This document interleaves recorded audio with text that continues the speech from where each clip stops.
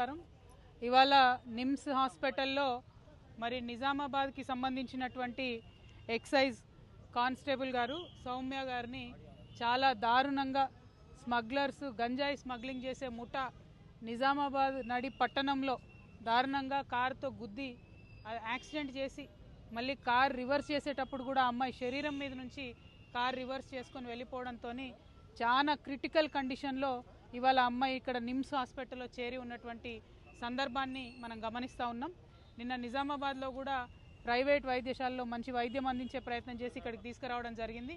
ఇక్కడికి వచ్చిన తర్వాత నిమ్స్లో కొద్దిగా ఇంప్రూవ్మెంట్ ఉంది. కాకపోతే ఈ ఘటన ఎంత బాధాకరం అంటే ఎక్సైజ్ పోలీసులు అంటే గంజాయి మాఫియాకి డ్రగ్స్ మాఫియాకి ఏమాత్రం కూడా భయం లేదు అని చెప్పడానికి ఇది ఒక పెద్ద నిదర్శనం. మరి ఈ ప్రభుత్వం అధికారంలోకి వచ్చినప్పుడు డ్రగ్స్ ఫ్రీ సమాజంగా చేస్తామని చెప్పారు. కానీ ఇప్పుడు ఎట్లయిపోయిందంటే ఫ్రీగా డ్రగ్స్ పంచుతున్న లెవెల్లో ప్రతి గ్రామంలో డ్రగ్స్ మోపైనాయి, ప్రతి గ్రామంలో గంజాయి మోపైంది, ప్రతి గ్రామంలో యువకులు చిన్నపిల్లలు మరి చాలా దారుణంగా స్కూళ్ళల్లో కూడా అందుబాటులోకి తీసుకొచ్చే పరిస్థితి వచ్చింది. దీనివల్ల డైరెక్ట్గా బాధపడేది మా ఆడబిడ్డలే. ఏదేమైనా గృహహింస పెరుగుతున్నది, ఆడవాళ్ళ పట్ల అసభ్యంగా ప్రవర్తించేటటువంటి కల్చర్ పెరుగుతున్నది. వీటన్నిటికీ డ్రగ్స్ నాందిగా ఉన్నాయి. కాబట్టి మరి ప్రభుత్వం ఇప్పటికన్నా మత్తు వదిలి నిద్ర లేచి వారి యొక్క ప్రతాపాన్ని చూపించి డ్రగ్స్ని అరికట్టాలని చెప్పి నేను డిమాండ్ చేస్తూ ఉన్నాను. ఎక్సైజ్ అధికారులకి ఇదివరకు ఉమ్మడి ఆంధ్రప్రదేశ్లో ఉన్నప్పుడు వారికి కూడా వెపన్స్ ట్రైనింగ్ ఉంటుంది, గన్స్ ఉంటాయి. కొద్దిగా ఎక్సైజ్ వాళ్ళ దగ్గర ఆయుధాలు ఉంటే ఈ డ్రగ్స్ మాఫియా అయినా గంజాయి మాఫియా అయినా వీళ్ళు భయపడేటటువంటి ఆస్కారం ఉంటుంది. నేను డిమాండ్ చేస్తూ ఉన్నాను తెలంగాణ జాగృతి పక్షాన ఎక్సైజ్ వారికి అట్లానే ఫారెస్ట్ వారికి వెపన్స్ మళ్ళీ ఇవ్వాలి.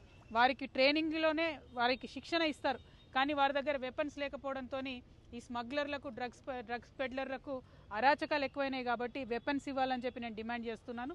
మరి తెలంగాణ జాగృతి నాయకులకు కార్యకర్తలకు మేము పిలుపునిస్తూ ఉన్నాం. ఎక్కడికక్కడ గ్రామాలలో జిల్లాలలో కూడా డ్రగ్స్ మహమ్మారి పెరిగిపోతూ ఉంది. కాబట్టి మీరు చాలా షార్ప్గా ఉండండి. మరి పోలీసు వాళ్ళకి ఎక్కడికక్కడ సమాచారం అందించండి. దయచేసి యువతలో మంచి దృక్పథాన్ని పెంపొందించే ప్రయత్నం మనం చేద్దామని ఈ సందర్భంగా తెలియజేస్తూ ఉన్నాను. Thank you. జై తెలంగాణ. కండిషన్ క్రిటికల్గా ఉంది. కుటుంబ సభ్యులనైతే నిజామాబాద్ మేము మళ్ళీ ఒకసారి కూడా వారిని ఆదుకుంటాం, జాగృతి తరఫున అండగా నిలబడతామని చెప్పాం. ప్రభుత్వము డిపార్ట్మెంట్ వైద్యం అందిస్తూ ఉన్నారు. కానీ అసలు ఒక గంజాయి స్మగ్లింగ్ చేసే ముఠాకి మేము ఎక్సైజ్ కానిస్టేబుల్ ఢీ కొట్టొచ్చు అనే ధైర్యం వచ్చింది అంటేనే యాటిట్యూడ్ చాలా మారిపోయినట్టు అర్థం, విచ్చలవిడితనం పెరిగిపోయిందని అర్థం.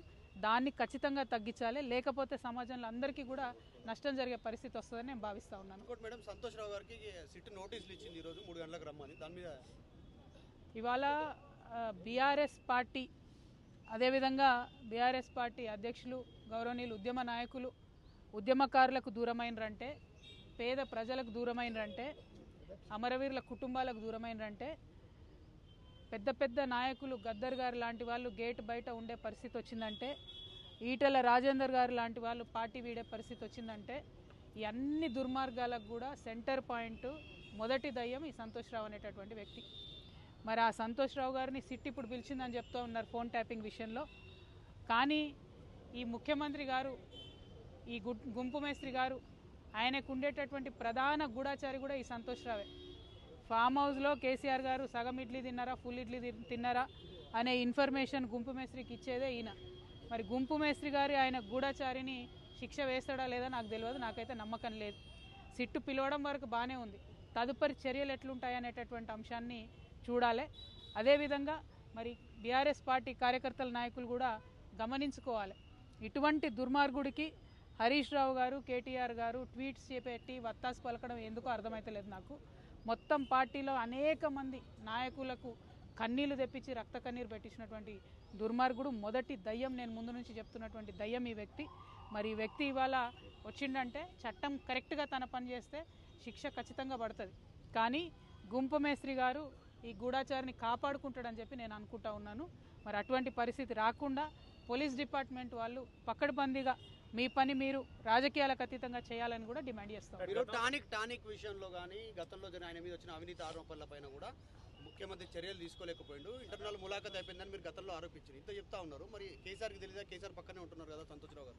నేనేమంటున్నా అంటే ఒక్కొక్కసారి మన నీడను కూడా మనము గుర్తించలేనటువంటి పరిస్థితి వస్తుంది.